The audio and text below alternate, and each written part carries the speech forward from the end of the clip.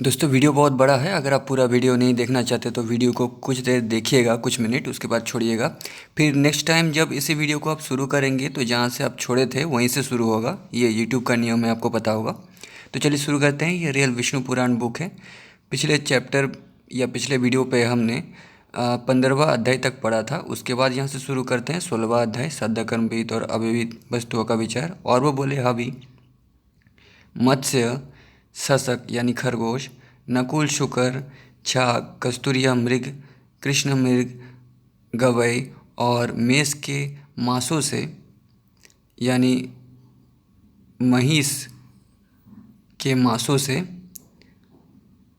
मतलब भैंस होता है, मेष के मांसों से तथा गव्य यानी गौ के दूध घी आदि से पितृगण क्रमशः एक एक मास अधिक तृप्ति लाभ करते हैं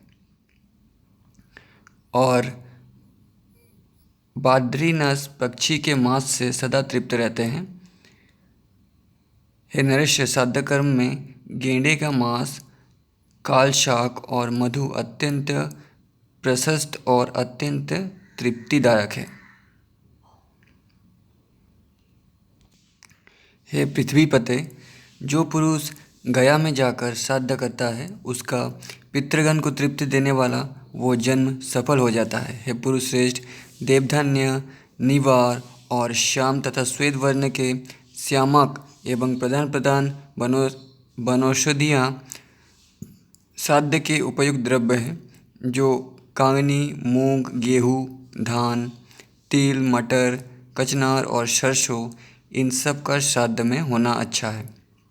हे राजेश्वर, जिस अन्न से नवान्न यज्ञ ना किया गया हो तथा बड़े उड़द, छोटे उड़द, मसूर, कद्दू, गाजर, प्याज, सलजम, गंधारक, साली विशेष, बिना तूश के गिरे हुए धान्य का आटा, ऊसर भूमि में उत्पन्न हुआ लवण, हींग आदि कुछ कुछ लाल रंग की वस्तुएं, प्रत्यक्ष लवण और कुछ अन्य वस्तुएं जिनका श्राद्ध में विधान नहीं है, श्राद्ध कर्म में त्याज्य है।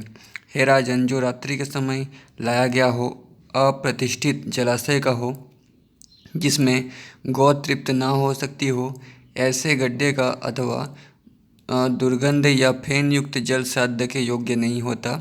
एक खूर वालों का, ऊँटनी का, भेड़ का, मृगी का तथा भैंस का दूध श्राद्ध कर्मों में काम में ना ले। हे पुरुषर्भ, नपुंसक, अपवित्र, अपविध्य, सत्पुरुषों द्वारा बहिष्कृत, चांडाल, पापी, पाषंडी, रोगी, कुक्कुट, स्वान, नग्न, वैदिक कर्मों को त्याग देने वाला पुरुष, वानर, ग्राम्य शूकर, रजस्वला स्त्री, जन्म अथवा मरण के अशौच से युक्त व्यक्ति और सब ले जाने वाले पुरुष, इनमें से किसी की भी दृष्टि पड़ जाने से देवगण अथवा पितृगण कोई भी श्राद्ध में अपना भाग नहीं लेते। अतः किसी घिरे हुए स्थान में श्रद्धापूर्वक श्राद्ध कर्म करे तथा पृथ्वी में तिल छिड़क कर राक्षसों को निवृत्त कर दे।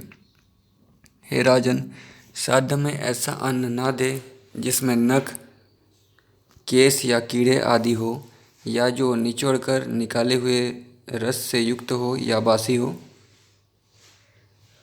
श्रद्धा युक्त व्यक्तियों द्वारा नाम और गोत्र के उच्चारण पूर्वक दिया हुआ अन्न पितृगण को वे जैसे आहार के योग्य होते हैं वैसे ही होकर उन्हें मिलता है। हे राजन, इस संबंध में एक गाथा सुनी जाती है जो पूर्वकाल में मनुपुत्र महाराज इक्ष्वाकु के पति पितृगण के कलाप उपवन में कही थी।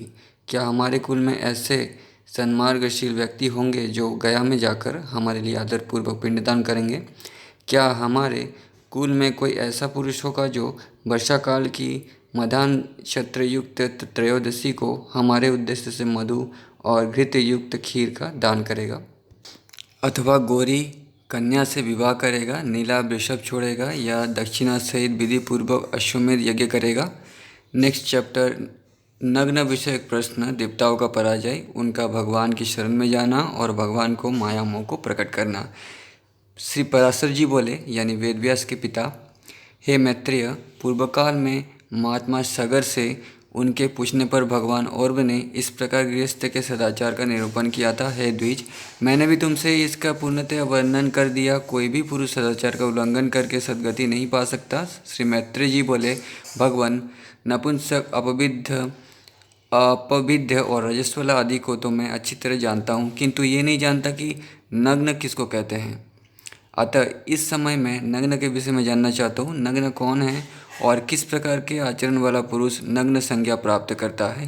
हे धर्मात्माओं में श्रेष्ठ, मैं आपके द्वारा नग्न के स्वरूप का यथावत वर्णन सुनना चाहता हूँ, क्योंकि आपको कोई भी बात अविदित नहीं है। श्री पराशर जी बोले, हे द्विज, ऋक्, साम और यजु ये वेदत्रयी वर्णों का आवरण स्वरूप है। जो पुरुष मोह से इसका त्याग कर देता है वो पापी नग्न कहलाता है।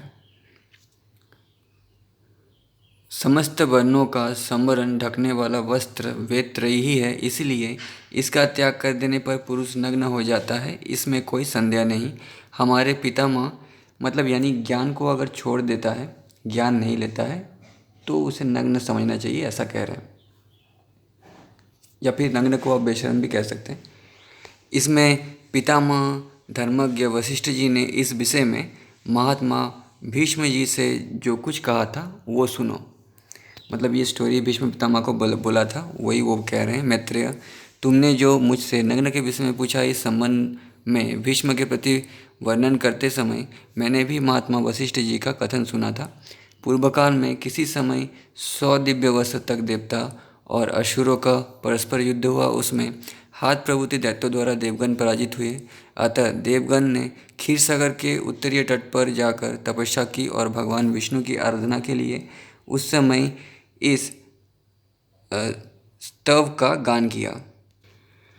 देवगण बोले, हम लोग लोकनाथ भगवान विष्णु की आराधना के लिए जिस वाणी का उच्चारण करते हैं उससे वे आद्य पुरुष श्री विष्णु भगवान प्रसन्न हो, जिन परमात्मा से संपूर्ण भूत उत्पन्न हुए हैं और जिनमें वे सब अंत में लीन हो जाएंगे, संसार में उनकी स्तुति करने में कौन समर्थ है। हे प्रभु, यद्यपि आपका यथार्थ स्वरूप वाणी का विषय नहीं है, तो भी शत्रु के हाथ से विध्वस्त होकर पराक्रमहीन हो जाने के कारण हम अभय प्राप्ति के लिए आपकी स्तुति करते हैं। पृथ्वी, जल, अग्नि, वायु, आकाश, अंतःकरण, मूल प्रकृति और प्रकृति से परे पुरुष, ये सब आप ही हैं। हे सर्वभूतात्मन, ब्रह्मा से लेकर स्तंभ प्रयत्न स्थान और कालादि वेद युक्त ये मूर्तामूर्त पदार्थमय संपूर्ण प्रपंच आप ही का शरीर है।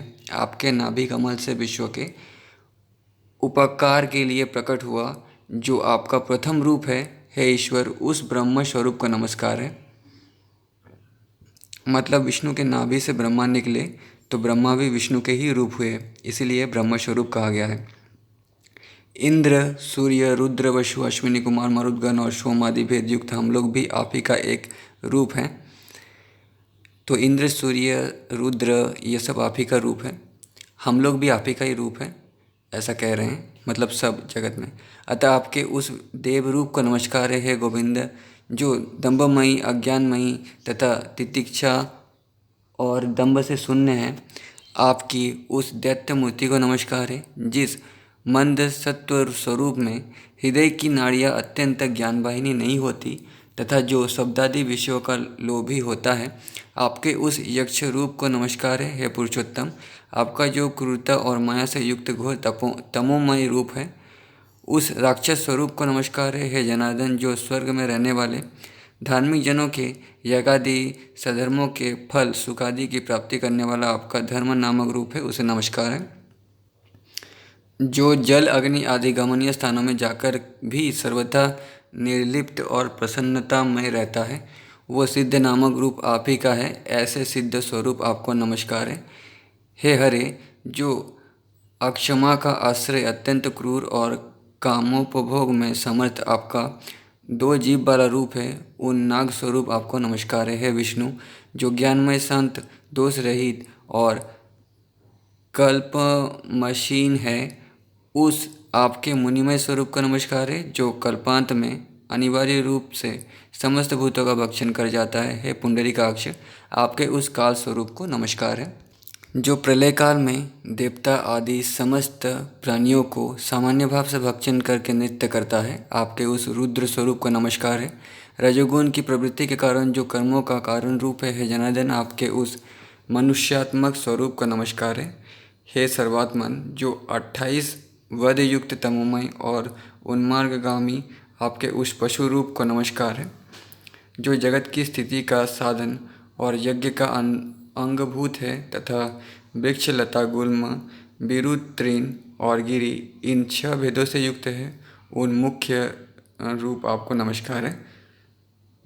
तिर्यक मनुष्य तथा देवता आदि प्राणी, आकाश आदि पंचभूत और शब्दादि उनके गुण, ये सब सबके आदिभूत आप ही के रूप हैं, अतः आप सर्वात्मा को नमस्कार है। हे परमात्मन, प्रधान और महत्वादि रूप इस संपूर्ण जगत से जो परे हैं, सबका आदि कारण है तथा जिसके समान कोई अन्य रूप नहीं है, आपके उस प्रकृति आदि कारणों के भी कारण रूप को नमस्कार है। हे भगवान, जो शुक्लादि रूप से, दीर्घता आदि परिमाण से तथा घनता आदि गुणों से रहित है, इस प्रकार जो समस्त विशेषणों का अविषय है तथा परमर्शियों का दर्शनीय एवं शुद्धाति शुद्ध है, आपके उस स्वरूप को हम नमस्कार करते हैं। जो हमारे शरीरों में, अन्य प्राणियों के शरीरों में तथा समस्त वस्तुओं में वर्तमान है, अजन्मा और अविनाशी है तथा जिससे अतिरिक्त और कोई भी नहीं है, उस ब्रह्म स्वरूप को हम नमस्कार करते हैं। परम पद ब्रह्म ही जिनका आत्मा है, ऐसे जिस सनातन और अजन्मा भगवान का ये सकल प्रपंच रूप है, उस सबके बीजभूत अविनाशी और निर्मल प्रभु वासुदेव को हम नमस्कार करते हैं। श्री पराशर जी बोले हैं, मैत्रेय सूत्र के समाप्त हो जाने पर देवताओं ने परमात्मा श्री हरि को हाथ में शंख चक्र और गदा लिए तथा गरुड़ पर आरूढ़ हुए अपने सम्मुख विराजमान देखा। उन्हें देखकर समस्त देवताओं ने प्रणाम करने के अनंतर उनसे कहा, हे नाथ, प्रसन्न होइए और हम शरणागतों की दैत्यों से रक्षा कीजिए। हे परमेश्वर, हाथ प्रभुति दैत्यगण ने ब्रह्मा जी की आज्ञा से भी उल्लंघन कर हमारे और त्रिलोकी के यज्ञ भागों का अपहरण कर लिया है। यद्यपि हम और वे सर्वभूत आप ही के अंशज हैं, तथापि अविद्यावश हम जगत को परस्पर भिन्न भिन्न देखते हैं। हमारे शत्रुगण अपने वर्ण धर्म का पालन करने वाले वेद मार्ग बल्लभी और तपोनिष्ठ हैं, अतः वे हमसे नहीं मारे जा सकते। अतः हे सर्वात्मन, जिससे हम उन असुरों का वध करने में समर्थ हो, ऐसा कोई उपाय आप हमें बतलाइए। श्री पराशर जी बोले, उनके ऐसा कहने पर भगवान विष्णु ने अपने शरीर से माया मोह को उत्पन्न किया और उसे देवताओं को देकर कहा, ये माया मोह उन संपूर्ण दैत्यगण को मोहित कर देगा, तब वे वेद मार्ग का उल्लंघन करने से तुम लोगों से मारे जा सकेंगे। हे देवगण, जो कोई देवता अथवा दैत्य ब्रह्मा जी के कार्य में बाधा डालते हैं, वे सृष्टि की रक्षा में तत्पर मेरे बद्ध होते हैं। अतः हे देवगण, अब तुम जाओ, डरो मत, ये माया मोह आगे से जाकर तुम्हारा उपकार करेगा। श्री पराशर जी बोले, भगवान की ऐसी आज्ञा होने पर देवगण उन्हें प्रणाम कर जहाँ से आए थे वहाँ चले गए और उनके साथ माया मोह भी जहाँ असुरगण था वहाँ गया। माया मोह असुरों का संवाद और राजा शतधनु की कथा। श्री पराशर जी बोले, मैत्रेय, तदनंतर माया मोह ने देवताओं के साथ जाकर देखा कि असुरगण नर्मदा के तट पर तपस्या में लगे हुए हैं। तब उस मयूर पिच्छधारी दिवंगत और पुंडित केश माया मोह ने असुर से अति मधुर वाणी में इस प्रकार कहा। माया मोह बोला, हे दैत्यपतिगण, कहिए आप लोग किस उद्देश्य से तपस्या कर रहे हैं? आपको किसी लौकिक फल की इच्छा है या परलौकिक की? असुरगण बोले, हे महीपते, हम लोगों ने परलौकिक फल की कामना से तपस्या आरंभ की है। इस विषय में तुमको हमसे क्या कहना है? माया मोह बोला, यदि आप लोगों को मुक्ति की इच्छा है तो जैसा मैं कहता हूँ वैसा करो। आप लोग मुक्ति के खुले द्वार रूप इस धर्म का आदर कीजिए। ये धर्म मुक्ति में परम उपयोगी है। इससे श्रेष्ठ अन्य कोई धर्म नहीं है। इसका अनुष्ठान करने से आप लोग स्वर्ग अथवा मुक्ति की कामना करेंगे, प्राप्त कर लेंगे। आप सब लोग महाबलवान हैं, अतः इस धर्म का आदर कीजिए। श्री पराशर जी बोले, इस प्रकार नाना प्रकार की युक्तियों से अतिरंजित वाक्यों द्वारा मायामोह ने दैत्यगण को वैदिक मार्ग से भ्रष्ट कर दिया।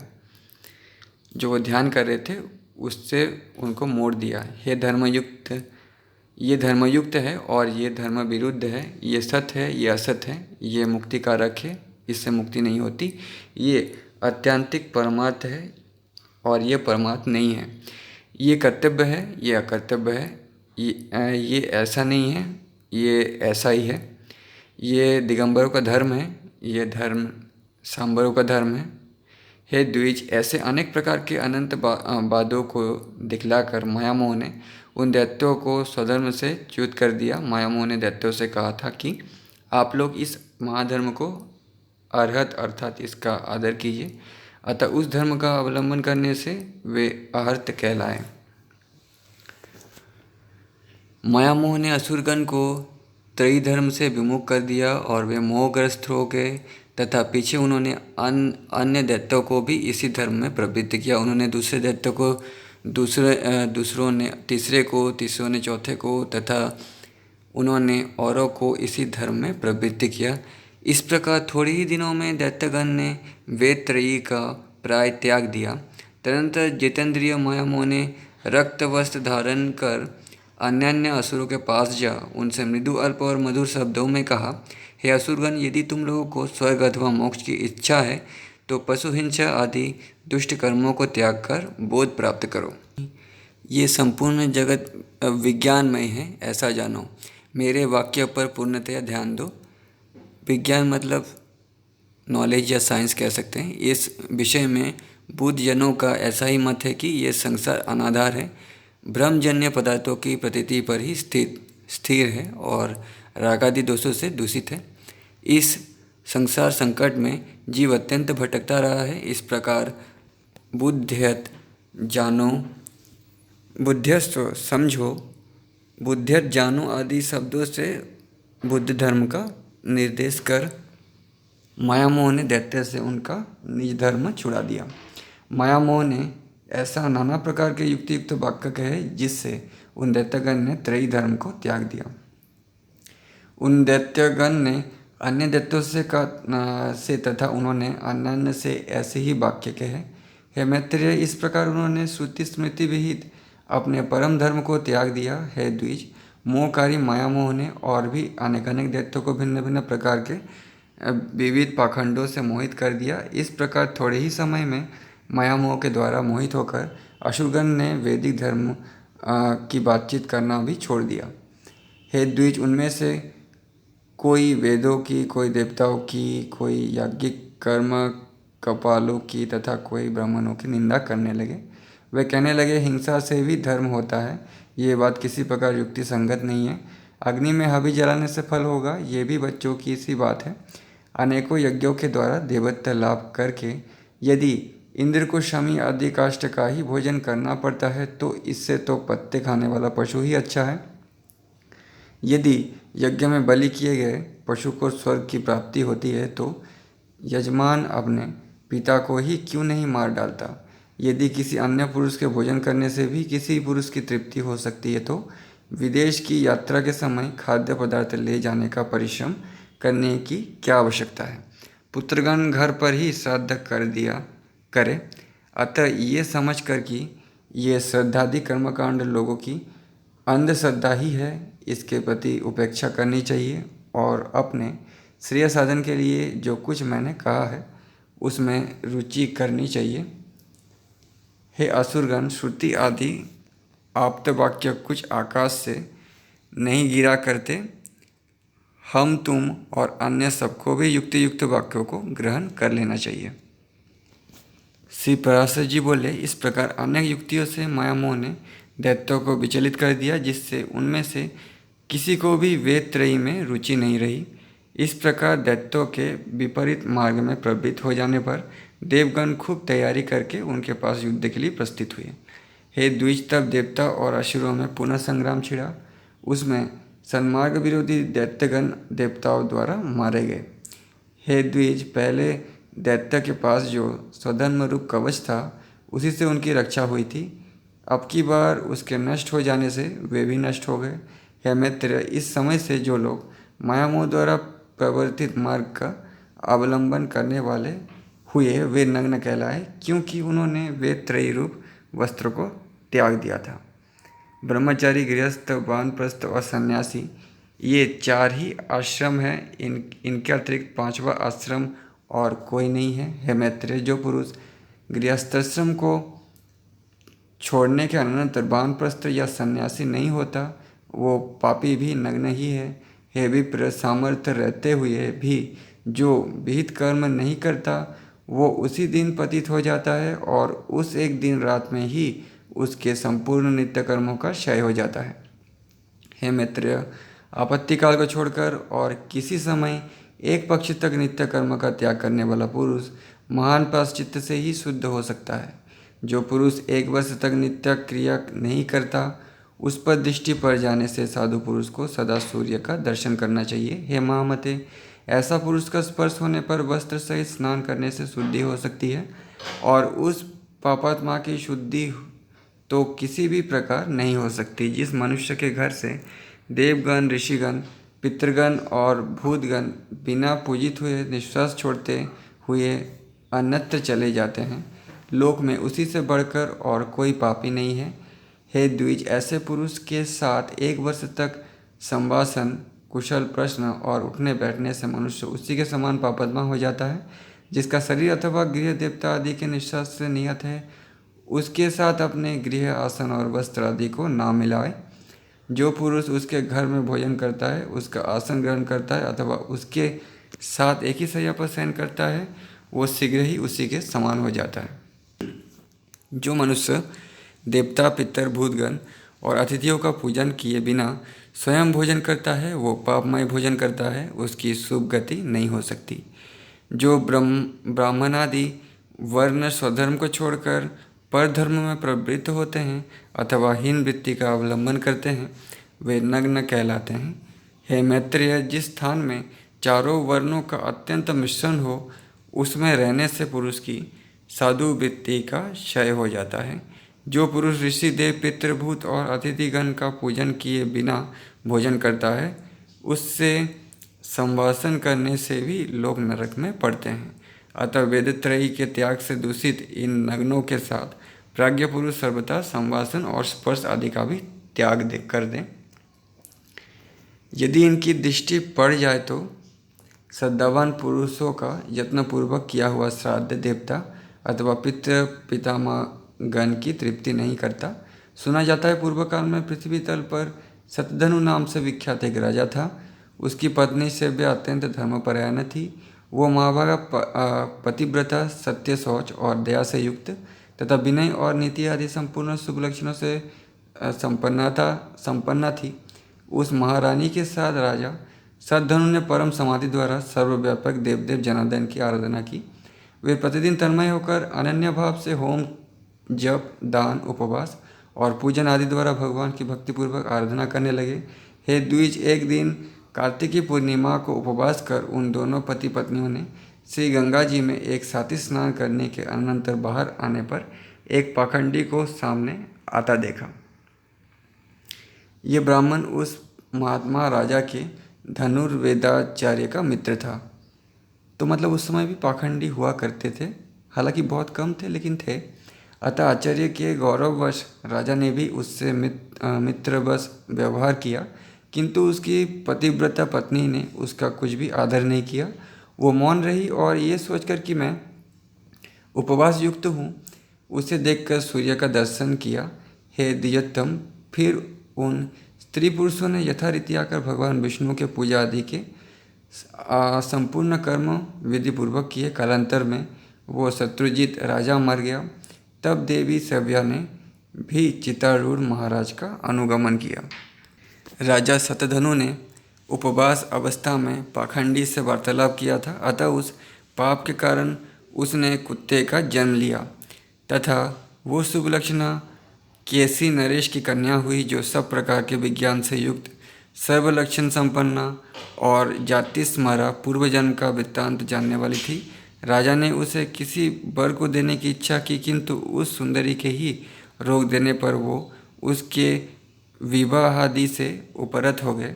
तब उसने दिव्य दृष्टि से अपने पति को सवान हुआ जान विदिशा नामक नगर में जाकर उसे वहाँ कुत्ते की अवस्था में देखा। अपने महाभाग पति को स्वान रूप में देखकर उस सुंदरी ने उसे सत्कार पूर्वक अति उत्तम भोजन कराया। उसके दिए हुए उस अति मधुर और इच्छित अन्न को खाकर वो अपनी जाति के अनुकूल नाना प्रकार की चाटुता प्रदर्शित करने लगा। उसके चाटुता करने से अत्यंत संकुचित हो उस बालिका ने कुत्सित योनि में उत्पन्न हुए उस अपने प्रियतम को प्रणाम कर उससे इस प्रकार कहा, महाराज, आप अपनी उस उदारता का स्मरण कीजिए जिसके कारण आज आप स्वान योनि को प्राप्त होकर मेरे चाटुकार हुए हैं। हे प्रभु, क्या आपको ये स्मरण नहीं है कि तीर्थस्थान के अनंतर पाखंडियों से वार्तालाप करने के कारण ही आपको ये कुत्सित योनि मिली है? पराशर जी बोले, काशीराज सुता द्वारा इस प्रकार स्मरण कराए जाने पर उसने बहुत देर तक अपने पूर्व जन्म का चिंतन किया। तब उसे अति दुर्लभ निर्वेद प्राप्त हुआ। उसने अति उदास चित्त से नगर के बाहर आ प्राण त्याग दिया और फिर श्रृगाल योनि में जन्म लिया। श्रृगाल का मतलब सियार होता है, यानी फॉक्स कह सकते हैं आप। तब काशीराज कन्या दिव्य दृष्टि से उस दूसरे जन्म में श्रृगाल हुआ जान उसे देखने के लिए कोलाहल पर्वत पर गई। वहाँ भी अपने पति को श्रृगाल योनि में उत्पन्न हुआ देख वह सुंदरी राजकन्या उससे बोली, मतलब श्रृगाल योनि में मतलब पुनर्जन्म श्रृगाल के रूप में, हे राजेंद्र, सांस योनि में जन्म लेने पर मैंने आपसे जो पाखंडी से वार्तालाप विषय पूर्व जन्म का वृत्तांत कहा था, क्या वो आपको स्मरण है? तब सत्यनिष्ठाओं में श्रेष्ठ राजा सद्धनु ने उसके इस प्रकार कहने पर सारा सत्य वृत्तांत जानकर निराहार रह वन में अपना शरीर छोड़ दिया। फिर वो एक भेड़िया हुआ। उस समय भी अनिंदिता राज्य कन्या ने उस निर्जन वन में जाकर अपने पति को उसके पूर्व जन्म का वृत्तांत स्मरण कराया। उसने कहा, हे महाभाग, तुम भेड़िया नहीं हो, तुम राजा शतधनु हो। तुम क्रमशः कुकुर और श्रृगाल होकर अब भेड़िया हुए हो। इस प्रकार उसके स्मरण कराने पर राजा ने जब भेड़िए के शरीर को छोड़ा तो गिद्ध योनि में जन्म लिया। उस समय भी उसकी निष्पाप भार्या ने उसे फिर बोध कराया, हे नरेंद्र, तुम अपने स्वरूप को स्मरण करो, इन गिद्ध चेष्टाओं को छोड़ो। पाखंडी के साथ वार्तालाप करने के दोष से ही तुम गिद्ध हुए हो। फिर दूसरे जन्म में काक योनि को प्राप्त होकर भी अपने पति को योग बल से पाकर उस सुंदरी ने कहा, हे प्रभु, जिनके वशीभूत होकर संपूर्ण सामंतगण नाना प्रकार की वस्तुएं भेंट करते थे, वही आप आज काक योनि को प्राप्त होकर बलिभोजी हुए हैं। इसी प्रकार काक योनि में भी पूर्व जन्म का स्मरण कराए जाने पर राजा ने अपने प्राण छोड़ दिए और फिर मयूर योनि में जन्म लिया। मयूरावस्था में भी काशीराज की कन्या उसे क्षण क्षण में अति सुंदर मयूरोचित आहार देती हुई उसकी टहल करने लगी। उस समय राजा जनक ने अश्वमेध नामक महायज्ञ का अनुष्ठान किया। उस यज्ञ में अवभृत स्नान के समय उस मयूर को स्नान कराया। तब उस सुंदरी ने स्वयं भी स्नान कर राजा को ये स्मरण कराया कि किस प्रकार उसने स्वान और श्रृगाल आदि योनियाँ ग्रहण की थी। अपनी जन्म परंपरा का स्मरण होने पर उसने अपना शरीर त्याग दिया और फिर महात्मा जनक जी के यहाँ ही पुत्र रूप से जन्म लिया। तब उस सुंदरी ने अपने पिता को विवाह के लिए प्रेरित किया। उसकी प्रेरणा से राजा ने उसके स्वयंवर का आयोजन किया। स्वयंवर होने पर उस राजकन्या ने स्वयंवर में आए हुए अपने उस पति को फिर पतिभाव से वरण कर लिया। उस राजकन्या ने काशीराज सुता के साथ नाना प्रकार के भोग भोगे और फिर पिता के परलोकवासी होने पर विदेह नगर का राज्य किया। उसने बहुत से यज्ञ किए, याचकों को नाना प्रकार से दान दिए, बहुत से पुत्र उत्पन्न किए और शत्रु के साथ अनेकों युद्ध किए। इस प्रकार उस राजा ने पृथ्वी का न्यायानुकूल पालन करते हुए राज्य भोग किया और अंत में अपने प्रिय प्राणों को धर्म युद्ध में छोड़ा। तब उस सुलोचना ने पहले के समान फिर अपने चितारूढ़ पति का विधिपूर्वक प्रसन्न मन से अनुगमन किया। इससे वो राजा उस राजकन्या के सहित इंद्रलोक से भी उत्कृष्ट अक्षय लोकों को प्राप्त हुआ। हे द्विजश्रेष्ठ, इस प्रकार शुद्ध हो जाने पर उसने अतुलनीय अक्षय स्वर्ग, अति दुर्लभ दाम्पत्य और अपने पूर्वार्जित पुण्य का फल प्राप्त कर लिया।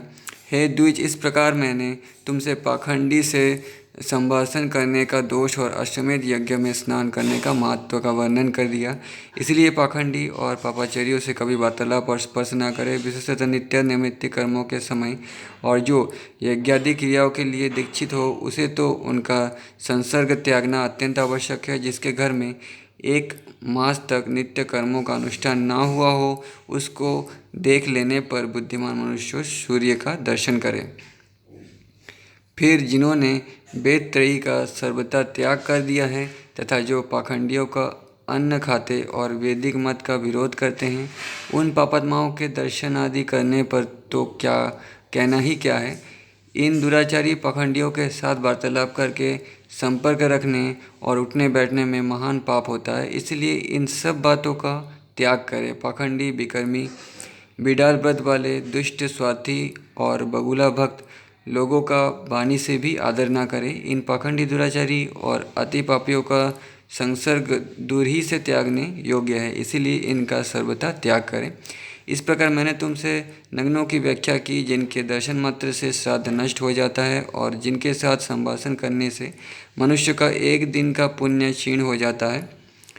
हे पाखंडी, ये पाखंडी बड़े पापी होते हैं। बुद्धिमान पुरुष इनसे कभी संभाषण ना करे। इनके साथ संभाषण करने से उस दिन का पुण्य नष्ट हो जाता है, यानी उनके साथ रहने से, बात करने से। जो बिना कारण ही जटा धारण करते और मूड मुड़ाते हैं, देवता, अतिथि आदि को भोजन कराए बिना स्वयं ही भोजन कर लेते हैं, सब प्रकार से शौचीन हैं तथा जलदान और पित्तपिंड आदि से भी बहिष्कृत थे, उन लोगों से वार्तालाप करने से भी लोग नरक में जाते हैं। तो उस समय के ऋषि ऐसा मानते थे, ये मेंटेलिटी थी, यही कह रहे हैं। विष्णु पुराण चतुर्थ अंश, पहला अध्याय, व्यवस्थित मनु के वंश का विवरण। श्री मैत्रेय जी बोले, हे भगवान, सत्कर्मों में प्रवृत्त रहने वाले पुरुषों को जो करने चाहिए उन संपूर्ण नित्य नैमित्तिक कर्मों का आपने वर्णन कर दिया। हे गुरु, आपने वर्ण धर्म और आश्रम धर्म की व्याख्या भी कर दी। अब मुझे राजवंशों का विवरण सुनने की इच्छा है, अतः उनका वर्णन कीजिए। श्री पराशर जी बोले, हे मैत्रेय, अब तुम अनेकों यज्ञकर्ता, शूरवीर और धर्मशाली भूपालों से सुशोभित इस मनुवंश का वर्णन सुनो, जिसके आदि पुरुष श्री ब्रह्मा जी हैं। हे मैत्रेय, अपने वंश के संपूर्ण पापों को नष्ट करने के लिए इस वंश परंपरा की कथा का क्रमशः श्रवण करो। उसका विवरण इस प्रकार है।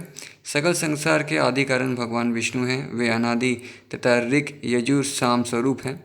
उन ब्रह्म स्वरूप भगवान विष्णु के मूर्त रूप ब्रह्मांडमय हिरण्यगर्भ भगवान ब्रह्मा जी सबसे पहले प्रकट हुए हैं।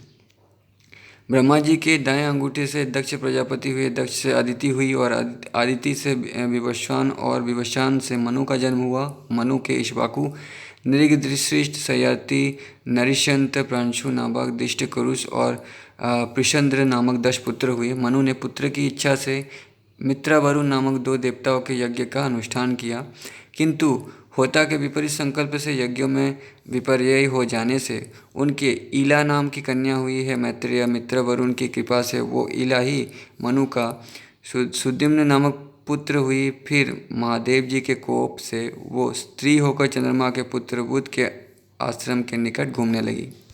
बुध ने अनुरक्त होकर उस स्त्री से पुरुरुवा नामक पुत्र उत्पन्न किया। पुरुरुवा के जन्म के अनंतर भी महर्षिगण ने सुद्युम्न को पुरुषत्व लाभ की आकांक्षा से क्रतुमय, ऋग, यजुर, सामर्भमय, सर्व वेदमय, मनोमय, ज्ञान अन्नमय और परमार्थ अकिंचिन्मय भगवान यज्ञ पुरुष का यथावत यजन किया। तब उनकी कृपा से ईला फिर भी सुद्युम्न हो गई। उस सुद्युम्न के भी उत्कल गए और विनय नामक 3 पुत्र हुए। पहले स्त्री होने के कारण सुद्युम्न को राज्याधिकार प्राप्त नहीं हुआ। वशिष्ठ जी के कहने से उनके पिता ने उन्हें प्रतिष्ठा नामक नगर दे दिया, वही उन्होंने पुरुरुवा को दिया। पुरुरुवा की संतान संपूर्ण दिशाओं में फैले हुए क्षत्रियगण हुए। मनु का पृषज्ञ नामक पुत्र गुरु की गौ का वध करने के कारण शूद्र हो गया। मनु का पुत्र कुरुष हुआ। कुरुष से कारुष नामक महाबली और पराक्रमी क्षत्रियगण उत्पन्न हुए। दिष्ट का पुत्र नाभाग वैश्य हो गया था। उससे बलंधन नाम का पुत्र हुआ। बलधन से महान कीर्तिमान, वत्सप्रीति, वत्सप्रीति से प्रांशु और प्रांशु से प्रजापति नामक एकलौता पुत्र हुआ। प्रजापति से खनित्र, खनित्र से चाक्षुष और चाक्षुष से अति बल पराक्रम संपन्न विंश हुआ।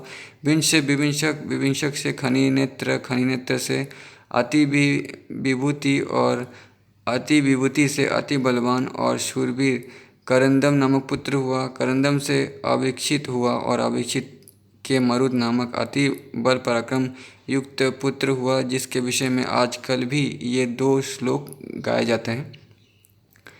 मरुत का जैसा यज्ञ हुआ था वैसा इस पृथ्वी पर और किसी का हुआ है, जिसकी सभी याज्ञिक वस्तुएं सुवर्णमय और अति सुंदर थी। उस यज्ञ में इंद्र सोमरस से और ब्राह्मणगण दक्षिणा से परितृप्त हो गए थे, तथा उसमें मरुदगण परोसने वाले और देवगण सदस्य थे। उस चक्रवर्ती मरुद के नरीशन्य नामक पुत्र हुआ, तथा नरीशन्य के दम और दम के राजवर्धन नामक पुत्र उत्पन्न हुआ। राजवर्धन से सुबुद्धि, सुबुद्धि से केवल और केवल से सुदिति का जन्म हुआ। सुदिति से नर, नर से चंद्र, चंद्र से केवल हुआ। केवल से बंधुमान, बंधुमान से वेगवान, वेगवान से बुध, बुध से तृणबिंदु और तृणबिंदु से पहले तो इलविला नाम की एक कन्या हुई थी, किंतु पीछे अलम्बुषा नाम की एक सुंदरी अप्सरा उस पर अनुरक्त हो गई। उससे तृणबिंदु के विशाल नामक पुत्र हुआ, जिसने विशाला नाम की पुरी बसाई। विशाल का पुत्र हेमचंद्र हुआ। हेमचंद्र का चंद्र, चंद्र का धूमाक्ष, धूमाक्ष का संजय, संजय का सदेव और सदेव का पुत्र कुशाश्व हुआ। कुशाश्व के सोमदत्त नामक पुत्र हुआ, जिसने 100 अश्वमेध यज्ञ किए थे। उससे जन्मेजय हुआ और जन्मेजय से सुमति का जन्म हुआ। ये कोई और जन्मेजय है, ये अभिमन्यु का बेटा नहीं है। ये सब विशाल वंशीय राजा हुए। सॉरी, परीक्षित का बेटा नहीं है, ये कोई और जन्मेजय है। ये सब विशाल वंशीय राजा हुए। इनके विषय में एक श्लोक प्रसिद्ध है। तृणबिंदु के प्रसाद से विशाल वंशीय समस्त राजा लोग दीर्घायु, महात्मा, वीर्यवान और अति धर्मपरायण हुए। मनोपुत्र सरयाति के सुकन्या नाम वाली एक कन्या हुई, जिसका विवाह च्यवन ऋषि के साथ हुआ। सरयाति के अनर्त नामक एक परम धार्मिक पुत्र हुआ। अनर्त के रेवत नाम का पुत्र हुआ, जिसने कुशस्थली नाम की पुरी में रहकर अनर्त देश का राज्य भोग किया। रेवत का भी रेवत कुदुम्नी नामक एक अति धर्मात्मा पुत्र था, जो अपने 100 भाइयों में सबसे बड़ा था। उसके रेवती नाम की कन्या हुई। महाराज रेवत उसे अपने साथ लेकर ब्रह्मा जी से ये पूछने के लिए कि ये कन्या किस वर के योग्य है, ब्रह्मलोक को गए। उस समय ब्रह्मा जी के समीप हाहा और हुहु नामक 2 गंधर्व अतितान नामक दिव्य गान गा रहे थे। वहाँ गान संबंधी चित्रा, दक्षिणा और धात्री नामक त्रिमार्ग के परिवर्तन के साथ उनका विलक्षण गान सुनते हुए अनेकों युगों के परिवर्तन काल तक ठहरने पर भी रेवत जी को केवल एक मुहूर्त ही बीता सा मालूम हुआ। गान समाप्त हो जाने पर रेवत ने भगवान कमल योनि को प्रणाम कर उनसे अपनी कन्या के योग्य वर पूछा। भगवान ब्रह्मा ने कहा, तुम्हें जो वर अभिवत हो उन्हें बताओ। तब उन्होंने भगवान ब्रह्मा जी को पुनः प्रणाम कर अपने समस्त अभिमत वरों का वर्णन किया और पूछा कि इनमें से आपको कौन वर पसंद है, जिसे मैं ये कन्या दूँ। इस पर भगवान कमल योनि कुछ सिर झुकाकर मुस्कुराते हुए बोले, तुमको जो जो वर अभिमत है उनमें से तो आप पृथ्वी पर किसी के पुत्र पुत्रादि की संतान भी नहीं है, क्योंकि यहाँ गंधर्वों का गान सुनते हुए तुम्हें कई चतुर्युग बीत चुके हैं। इस समय पृथ्वी तल पर 28वें मनु का चतुर्युग प्राय समाप्त हो चुका है तथा कलयुग का प्रारंभ होने वाला है। तो दोस्तों, आपने शायद साइंस में ये बात सुना होगा कि अलग अलग ग्रहों में समय अलग अलग होता है। अगर आप एल्बर्ट आइंस्टाइन ने कहा था कि अगर आप पृथ्वी से लाइट की स्पीड पर बाहर जाते हैं दूसरे ग्रह पर और 1 सेकंड में वापस आ जाते हैं, मतलब कुछ समय तक रुक कर वापस आते हैं, तो पृथ्वी का 20 या 40 वर्ष बीत चुका होगा। आपका उम्र सेम रहेगा और आपके दोस्तों का उम्र बूढ़ा हो जाएगा। इसी तरह देखिए, यहाँ भी यही कहा गया है। भगवान ब्रह्मा बोले, तुम यहाँ पे जो समय बिता रहे हो, हालांकि जो ब्रह्मा के पास है वो सतयुग का इंसान है, ठीक है। वो ब्रह्मा जी के पास कुछ पूछने के लिए गया था, तो ब्रह्मा जी ने कहा कि तुम यहाँ पे जो समय बिताए हो इससे पृथ्वी का कई साल बीत चुका है, कई युग बीत चुका है। ठीक है, इस समय पृथ्वी तल पर बहुत सारे युग बीत चुके हैं और 28वें मनु का चतुर्युग प्राय समाप्त हो चुका है तथा कलयुग का प्रारंभ होने वाला है। इसका मतलब तुम सतयुग में आए थे, जब तुम जाओगे सतयुग, त्रेतायुग, द्वापर युग बीत चुका होगा। अब तुम अपने समान अकेले ही रह गए हो, अतः ये कन्या रत्न किसी और योग्य वर को दो। इतने समय में तुम्हारा पुत्र, मित्र, कलत्र, मंत्रीवर्ग, भित्रगण, बंधुगण, सेना और कोषादि भी सर्वथा अभाव हो चुका है। तो ब्रह्मा जहाँ पे रहते हैं वो दूसरा ग्रह है। ठीक है, तो गीता में कृष्ण भी कहते हैं कि पृथ्वी का मतलब जितना युग के समान ब्रह्मा का एक दिन होता है। तो पृथ्वी के बाहर सब सब ग्रहों का समय अलग अलग होता है। तो यहाँ पे ये साबित होता है बंधु, सेना और कोषादि भी सर्वथा अभाव हो चुका है अब। तब तो राजा रेवत ने अत्यंत भयभीत होकर ब्रह्मा को पुनः प्रणाम कर पूछा, भगवान ऐसी बात है तो अब मैं इसे किसको दूँ।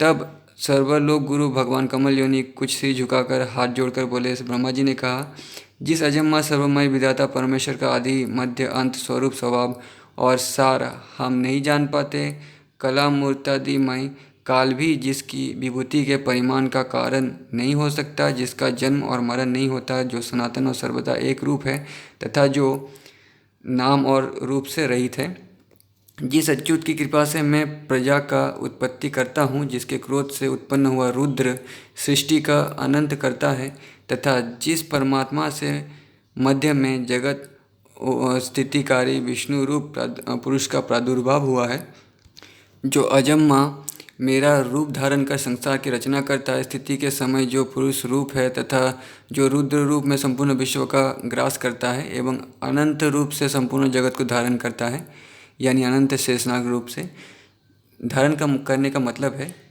जिम्मेदारियों को धारण करना। ठीक है, जो अव्य आत्मा पाक के लिए अग्नि रूप हो जाते हैं, पृथ्वी रूप से संपूर्ण लोगों को धारण करता है, इंद्रादि रूप से विश्व का पालन करता है और सूर्य तथा चंद्र रूप होकर संपूर्ण अंधकार का नाश करता है, जो सांस प्रश्वास रूप से जीवों में चेष्टा करता है, जल और अन्न रूप से लोक की तृप्ति करता है तथा विश्व की स्थिति में संलग्न रहकर जो आकाश रूप से सबको अवकाश देता है, जो सृष्टिकर्ता होकर भी विश्व रूप से आप ही अपनी रचना करता है, जगत का पालन करने वाला होकर भी आप ही पालित होता है तथा संहारकारी होकर भी स्वयं ही संग्रहित होता है, और जो इन तीनों से पृथक इनका अविनाशी आत्मा है, जिसमें ये जगत स्थित है, जो आदि पुरुष जगत स्वरूप हैं और इस जगत के ही आश्रित और स्वयंभू है। हे नृपते, संपूर्ण भूतों का उद्भव स्थान ये विष्णु धरातल में अपने अंश से अवतीर्ण हुआ है। मतलब द्वापर युग का लास्ट चल रहा है। कृष्ण बलराम की बात कर रहे हैं ब्रह्मा जी। हे राजन, पूर्व काल में तुम्हारी जो अमरावती के समान कुशस्थली नाम की पुरी थी, वो अब द्वारकापुरी हो गई है। मतलब सतयुग में एक नाम था, तब तुम मेरे पास आए थे। अब पृथ्वी का युग बीत चुका है, क्योंकि पृथ्वी का टाइम अलग है, अब वो द्वारकापुरी बन गई है। वही वे बलदेव नामक भगवान विष्णु के अंश विराजमान हैं। हे नरेंद्र, तुम ये कन्या उन माया मानव श्री बलदेव जी को पत्नी रूप में दे दो। ये बलदेव जी संसार में अति प्रशंसनीय हैं और तुम्हारी कन्या भी स्त्रियों में रत्न स्वरूपा है, अतः इनका युग सर्वथा उपयुक्त है। श्री पराशर जी बोले, भगवान ब्रह्मा जी के ऐसा कहने पर प्रजापति रेवत पृथ्वी तल पर आए तो देखा कि सभी मनुष्य छोटे छोटे कुरूप, अल्प तेजोमय, अल्पवीर्य और विवेकहीन हो गए हैं। मतलब सबकी उम्र कम हो गई है, आकार भी छोटे छोटे हो गए हैं सबके, क्योंकि सतयुग में लोगों की उम्र और आकार बहुत बड़ा बड़ा हुआ करता था। तो ये एक टाइम ट्रेवल की घटना है। ठीक है, अगर आप ठीक से समझे तो सतयुग में लाइट की स्पीड से साई या फिर किसी और तरीके से ब्रह्मा जी के पास गया था। कुछ समय तक रुकने के बाद जैसे पृथ्वी पर आया तो सतयुग, त्रेता युग, द्वापर युग बीत चुका था, द्वापर युग का अंत चल रहा था, और वो आके देखा कि पृथ्वी तल पर मनुष्य छोटे छोटे हो गए हैं। ठीक है, उम्र भी कल्प हो, विवेक और वीर्य भी कम हो गए हैं। तो ये जैसा युग जैसा समय है वैसा ही भगवान का अवतार होता है, वैसा ही मनुष्य होते हैं युग और समय के हिसाब से। अतुल बुद्धि महाराज रेवत ने अपनी कुशस्थली नाम की पूरी और ही प्रकार की देखी और स्फटिक पर्वत के समान जिनका वक्षस्थल है उन भगवान हलायुध को अपनी कन्या दे दी। दोस्तों, भविष्य पुराण और कृष्ण स्टोरी, खील भाग, हरिवंश पुराण और बाकी पुराणों में लिखा गया है कि लोगों की उम्र कलयुग में कम होती जाएगी। इससे हम ऐसा एहसास कर सकते हैं सतयुग की तुलना में द्वापर युग के मनुष्य कितने छोटे छोटे थे, और द्वापर युग की तुलना में कलयुग और आने वाला जो समय होगा उसमें भी लोग छोटे छोटे हो जाएंगे, उम्र कम हो जाएगी। तो पुराणों में जो लिखा हुआ है वो सच होती दिख रही है। भगवान बलदेव पर्वत के समान जिनका वक्षस्थल है उन भगवान हलायुध को अपनी कन्या दे दी। भगवान बलदेव जी ने उसे बहुत ऊंची देखकर अपने हल के अग्रभाग से दबाकर नीची कर ली, यानी दबाकर उसे बौना कर दिया, अपने समान अपने आकार का कर लिया, क्योंकि वो सतयुग की कन्या थी तो थोड़ी लंबी चौड़ी थी।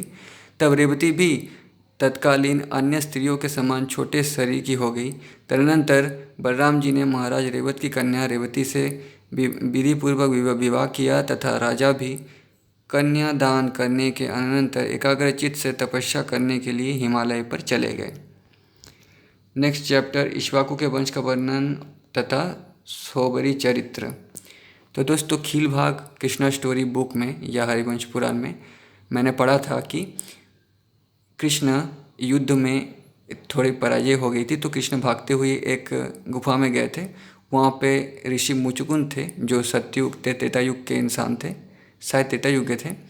तो वो उनके आँखों से एक असुर का वध हुआ था और वो आकार में कृष्ण से बहुत बड़े थे। तो इससे भी पता चलता है कि आकार कम हो रहा है। श्री पराशर जी बोले, जिस समय रेवत कुटुंबी ब्रह्मलोक से लौटकर नहीं आए थे उसी समय पुण्यजन नामक राक्षसों ने उसकी पूरी कुशस्थली का ध्वंस कर दिया।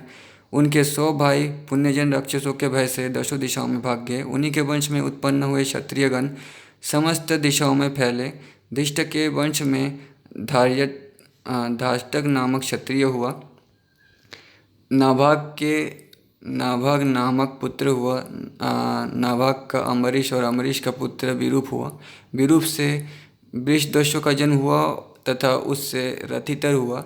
रथितर के संबंध में ये श्लोक प्रसिद्ध है। रथितर के वंशज क्षत्रिय संतान होते हुए भी अंगिरस कहलाए, अतः वे क्षत्रोपेत ब्राह्मण हुए। छींकने के कारण समय मनु की ज्ञानेंद्रिय से इक्ष्वाकु नामक पुत्र का जन्म हुआ।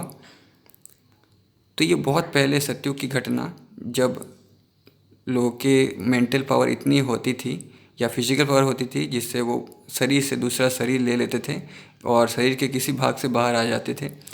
तो इसी तरह उसके 100 पुत्रों में से विपुक्षी, निमि और दंड नामक 3 पुत्र प्रदान हुए तथा उसके शकुनी आदि 50 पुत्र उत्तरापद के और शेष 48 दक्षिणापद के शासक हुए। इक्ष्वाकु ने अष्टका श्राद्ध का आरंभ कर अपने पुत्र विपुक्षी को आज्ञा दी कि श्राद्ध के योग्य मांस लाओ। उसने बहुत अच्छा कर उनकी आज्ञा को सिरधार्य किया और धनुष बाण लेकर वन में अनेकों मृगों का वध किया, किंतु अति थका मादा अत्यंत भूखा होने के कारण विपुक्षी ने उनमें से एक खरगोश खा लिया और बचा हुआ मांस लाकर अपने पिता को निवेदन किया।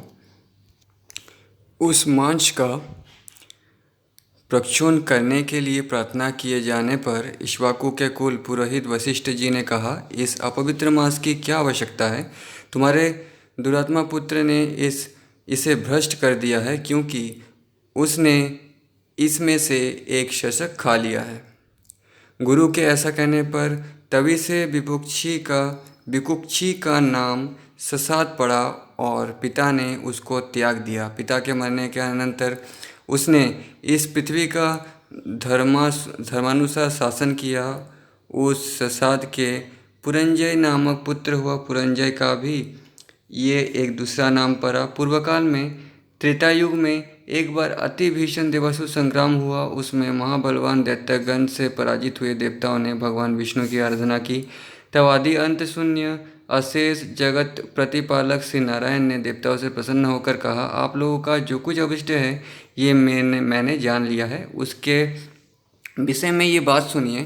राजर्षि ससाद का जो पुरंजय नामक पुत्र है, उस क्षत्रिय श्रेष्ठ के शरीर में मैं अंश मात्र से स्वयं अवतीर्ण होकर उन संपूर्ण दैत्यों का नाश करूंगा। अतः तुम लोग पुरंजय को दैत्य के वध के लिए तैयार करो। ये सुनकर देवताओं ने श्री विष्णु भगवान को प्रणाम किया और पुरंजय के पास आकर उससे कहा, हे क्षत्रिय श्रेष्ठ, हम लोग चाहते हैं कि अपने शत्रु के वध में प्रवृत्त हम लोगों की आप सहायता करें। हम अभ्यागत जनों का आप मान भंग ना करें। यह सुनकर पुरंजय ने कहा, ये जो त्रिलोक के नाथ सत्क्रतु आप लोगों के इंद्र हैं, यदि मैं इनके कंधे पर चढ़कर आपके शत्रुओं से युद्ध कर सकूं तो आप लोगों का सहायक हो सकता हूं। ये सुनकर समस्त देवगण और इंद्र ने बहुत अच्छा ऐसा कहकर उनका कथन स्वीकार कर लिया। फिर वृषभ रूपधारी इंद्र की पीठ पर चढ़कर चराचर गुरु भगवान अच्युत के तेज से परिपूर्ण होकर राजा पुरंजय ने रोषपूर्वक सभी दैत्यों को मार डाला।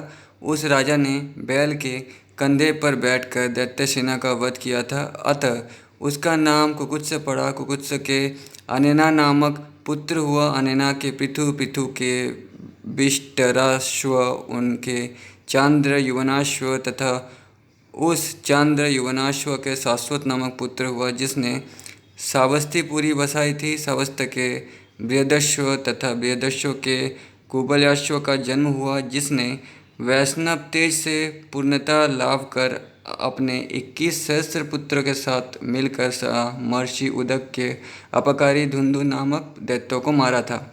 अतः उनका नाम धुंधुमार हुआ। उनके सभी पुत्र धुंधु के मुख से निकले हुए निश्वास अग्नि से जलकर मर गए। उनमें से केवल धीराश्व, चंद्राश्व और कपिलाश्व, ये 3 ही बचे थे।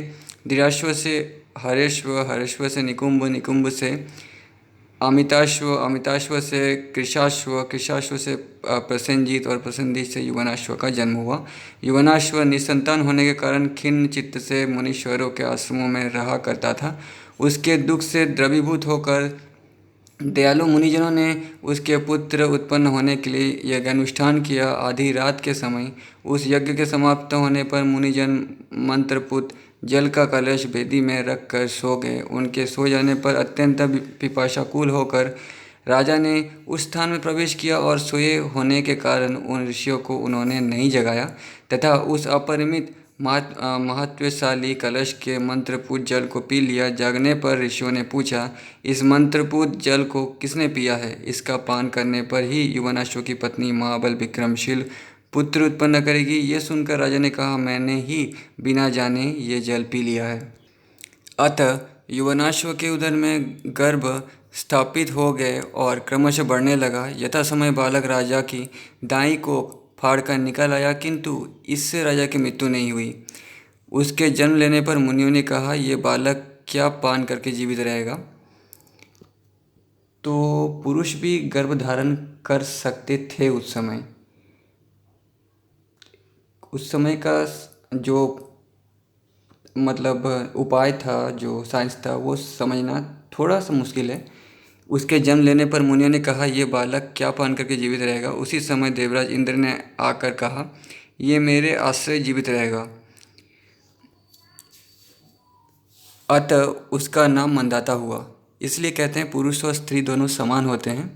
इसीलिए शिव ने अर्धनारीश्वर का रूप बना के लोगों को दिखाया था।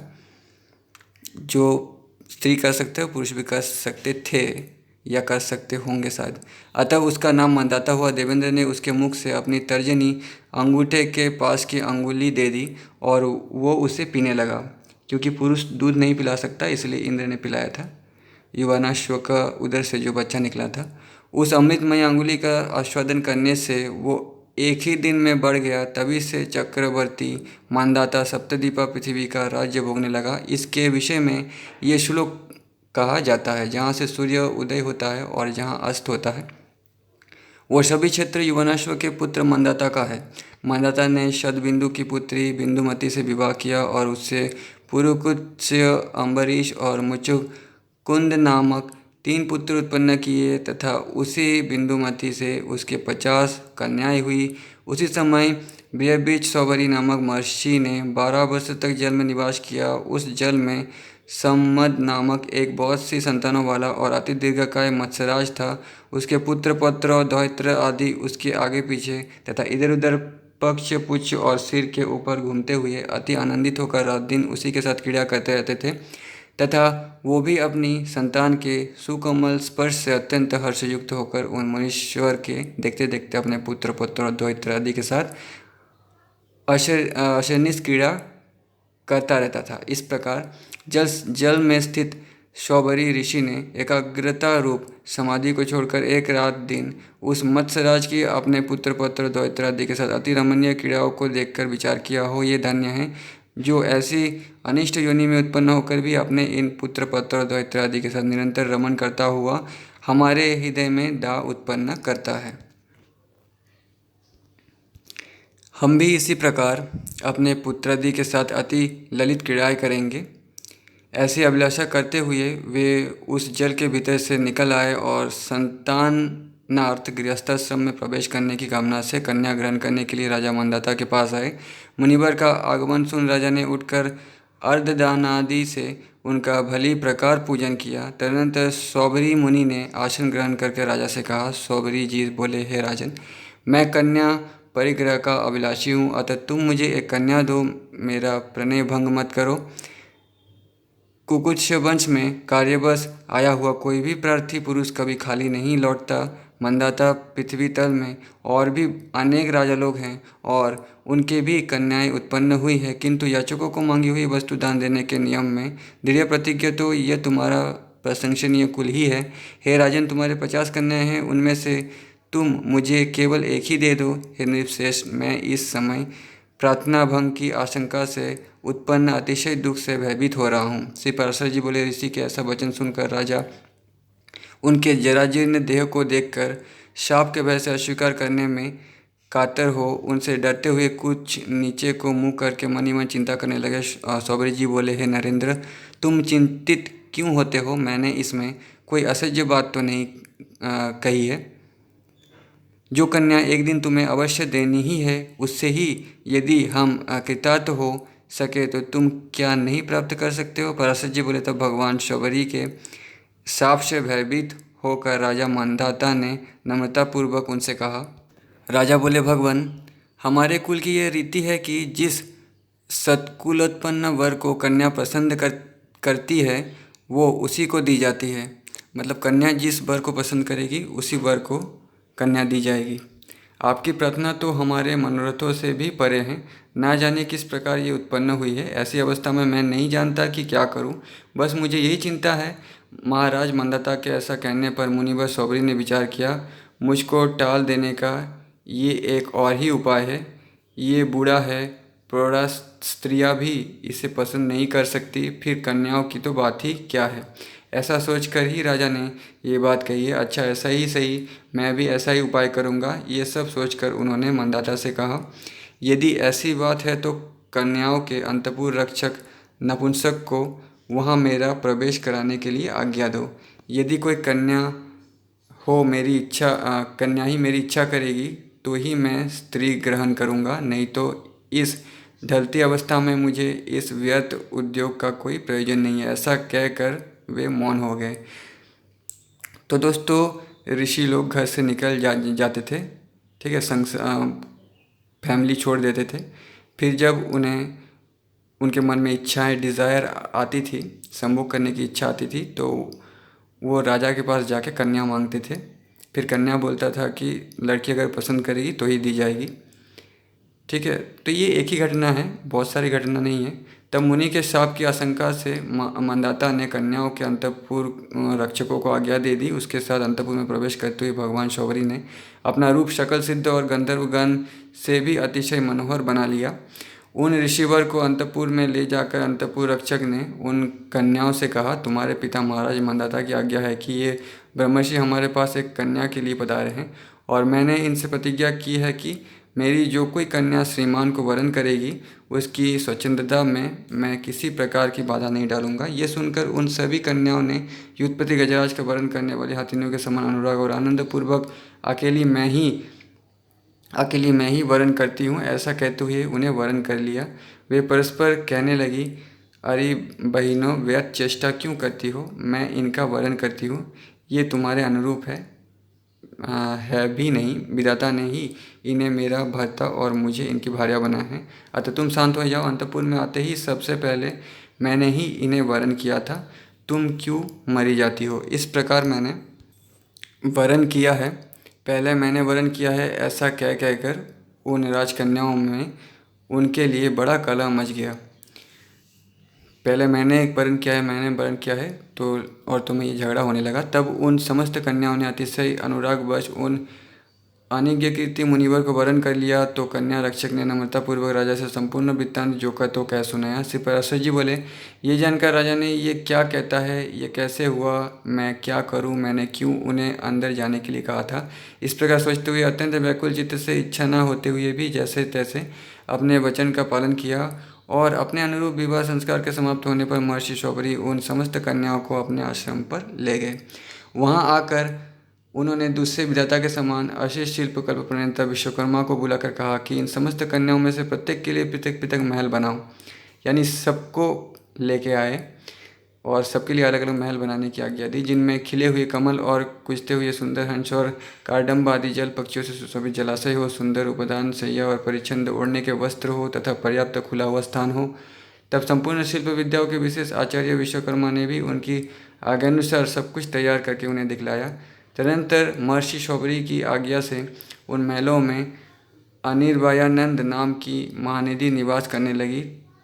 तब तो उन संपूर्ण महलों में नाना प्रकार के भक्ष्य भोज्य और लेह आदि सामग्री से वे राजकन्याएं आए हुए अतिथियों और अपने अनुगत भृत्य वर्गों को तृप्त करने लगी। एक दिन पुत्रियों के स्नेह से आकर्षित होकर राजा मंदाता ये देखने के लिए कि वे अत्यंत दुखी है या सुखी महर्षि शौबरी के आश्रम के निकट आए, तो उन्होंने वहाँ अति रमणीय उपवन और जलाशयों से युक्त स्फटिक शिलाओं के महलों की पंक्ति देखी, जो फैलती हुई मयूर मालाओं से अत्यंत मनोहर मालूम पड़ती थी। तदनंतर वे एक महल में जाकर अपनी कन्या का स्नेहपूर्वक आलिंगन कर आसन पर बैठे और फिर बढ़ते हुए प्रेम के कारण नैनों में जल भर कर बोले, बेटी तुम लोग यहाँ सुखपूर्वक हो ना, तुम्हें किसी प्रकार का कष्ट तो नहीं है?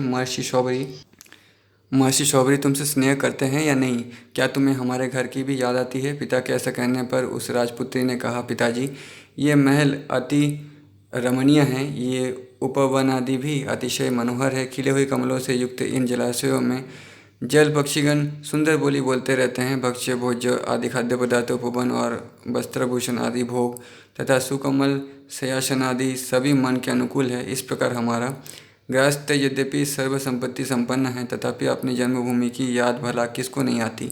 आपकी कृपा से यद्यपि सब कुछ मंगलमय है, तथापि मुझे एक बड़ा दुख है कि हमारे पति ये महर्षि मेरे घर से बाहर कभी नहीं जाते। अत्यंत प्रीति के कारण ये केवल मेरे पास ही रहते हैं, मेरी ये बहनों के पास ये जाते ही नहीं।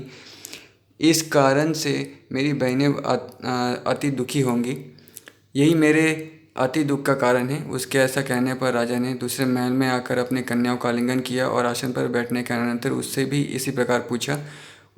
उसने भी उसी प्रकार महल आदि संपूर्ण उपभोग के सुख का वर्णन किया और कहा कि अतिशय प्रीति के कारण देवर्षि महर्षि केवल मेरे ही पास रहते हैं और किसी बहन के पास नहीं जाते। इस प्रकार पूर्ववत सुनकर राजा एक एक करके प्रत्येक महल में गए और प्रत्येक कन्या से इसी प्रकार पूछा और उन सबने भी वैसा ही उत्तर दिया। अंत में आनंद और विस्मय के भार से विवश चित्त होकर उन्होंने एकांत में स्थित भगवान शौबरी की पूजा करने के अनंतर उनसे कहा, भगवान आपकी ही योग सिद्धि का ये महान प्रभाव है। इसी प्रकार महान वैभव के साथ और किसी को भी विलास करते हुए हमने नहीं देखा। ये सब आपकी तपस्या का ही फल है। इस प्रकार उनका अभिवादन कर वे कुछ काल तक उन मुनिवरों के साथ ही अभिमत भोग भोगते रहे और अंत में अपने नगर को चले आए। कालक्रम से उन राजकन्याओं से शौबरी मुनि के 150 पुत्र हुए।